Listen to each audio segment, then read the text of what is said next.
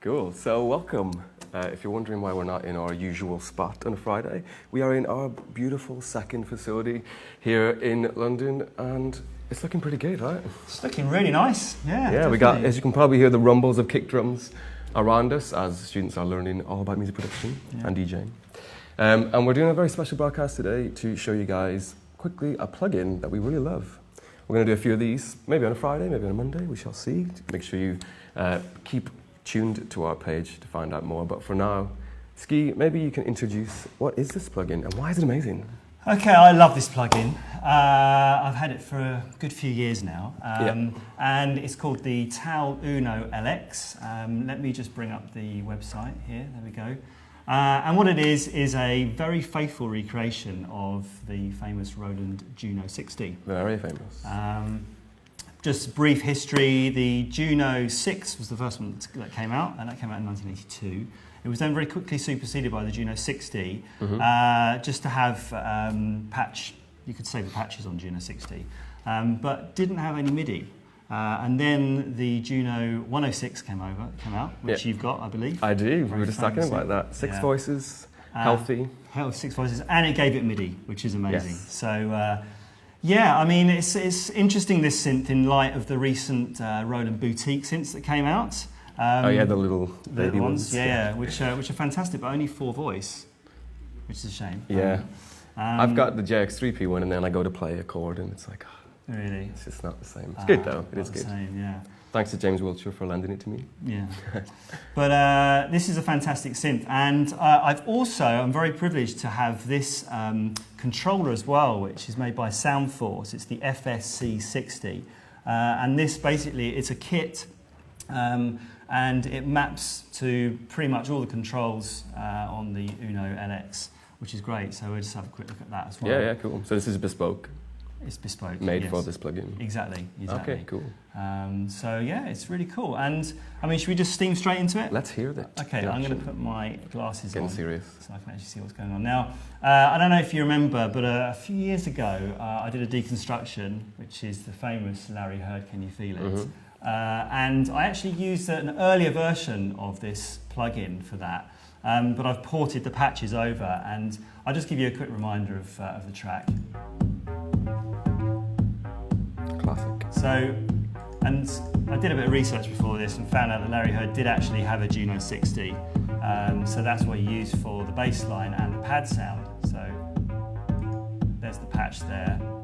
And let's just bring up some other sections.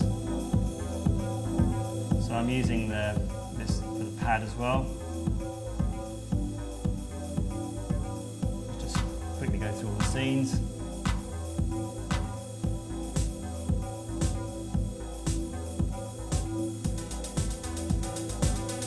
And they're all Juno? Only the bass line and the pad. Oh, okay. Yeah. That riff sound is just coming from an analog synth there.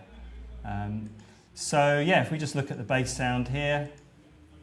I mean, just quickly looking at the architecture of this, it's a one oscillator per voice, DCO, digital controlled oscillator. Just gave it a kind of a bit more, the VCOs tend to go a bit out of tune, so that's when they brought in the DCOs. It's also got this sub-oscillator here, and actually for this sound I'm only using the sub-oscillator, which I can control here. There's one envelope generator which you can share between the filter and the amplitude. It's got a low-pass filter, and it's also got the famous chorus effect. So I mean, this is just... You put both of them on? I've got both of them on, yeah. So without them... I don't know what I'm using here. It's just a tone. It really kind of widens it out. Yeah, totally. It's a great sound. So that's the bass sound, and then the pad sound, which I just made myself. Here we go. Oh. Again, this has got both choruses on it.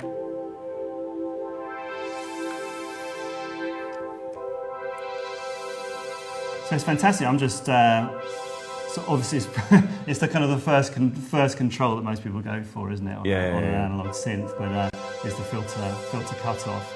But we could add some LFO to that filter cutoff. and you can put this into free mode or sync mode. Let's put this into free mode here. It's pretty authentic, isn't it? Very nice. And it's got an arpeggiator on it as well. So actually, let me tell you about another thing as well, which came up literally today, and this is how fresh we can make these. We can make these things. But I'll just bring this up here. Someone posted this. They've remade the Yazoo "Don't Go." Amazing tune, yeah. And it's my weekend sorted now. Yeah, let me tell you, it's Frank Choppin. Big shout respect. out to Frank. Well done, sir. Big shout out. And what he's done in the video, it's brilliant. He's gone through every single patch. He's done a recreation of the track as well, which is on another video. Yeah. But this is a separate one where he's gone through every patch and played it and then put up all the settings. So just fantastic. So I'm actually in the process of translating all these settings, Juno 106 settings, onto the UNO-LX. So I'm going to post those at some point. Damn, definitely. But we'll stick them on Facebook. Yeah. This is one of them, which is the lead sound. Oh, not that one. There we go. You always have to remember to actually enable the track. Yes. Awesome. Yeah. So it's a great sound. And I can use this to show off the arpeggiator, which is really good. So I'm just going to put that on. So we can, again, we can sync this to the beat, or we can have it in free mode, where we can actually adjust the tempo.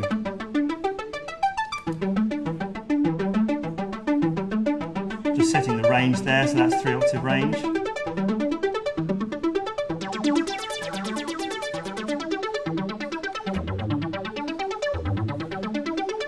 And of course, this always sounds good with a bit of reverb on.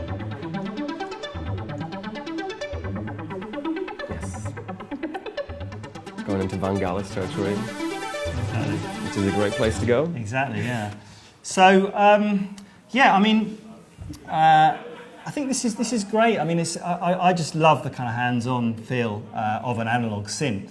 And yeah, of course, you know, you could map any controller. I've got a called microcontroller, so you could do it. But the fact that it's just the layout is the same as the original synth, I think, is fantastic. Yeah.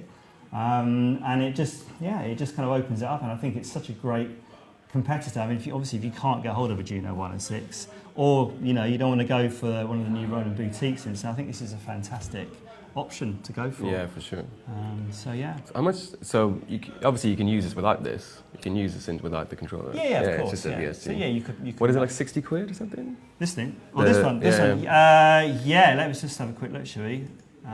It's pretty affordable as far as I remember. Very affordable, yeah.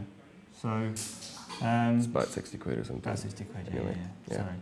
Cool. But yeah, so there you go. I've used this loads. I mean, I've used it on sort of other tracks, and I haven't actually got a control or a keyboard with a pitch bend or modulation wheel, but it's great for mapping it. This one. Yeah, and this one... Got a question from off-camera there. An off-camera question. How much is this? Dynamic, yeah. I want it. Yeah, how much is it? I want it. Yeah. I guess like 200 quid, is it? 250 quid? I think it's maybe 200 euros. Right, okay. But we can post a link, can't we, to it? Yeah, we'll stick a link in the comments. We'll stick a link, yeah, definitely. So there you go. Yeah. That is the TAL-V2 UNO-LX. Catchy title. Not the catchiest of titles, but a great synth, yeah. And I think, the whole thing of this is just we're just going to do like a quick showcase of our favourite plugins. Exactly, yeah. So if you've got any plugins you want us to take a look at, make sure you stick them in the comments, and we'll have a look. It doesn't have to be synths, can be mixing stuff, can be mastering stuff. So we're going to check out a couple of plugins for you guys. Yeah. So I guess we'll see you then. Yeah. Have a good weekend. See you soon. Take care. Bye.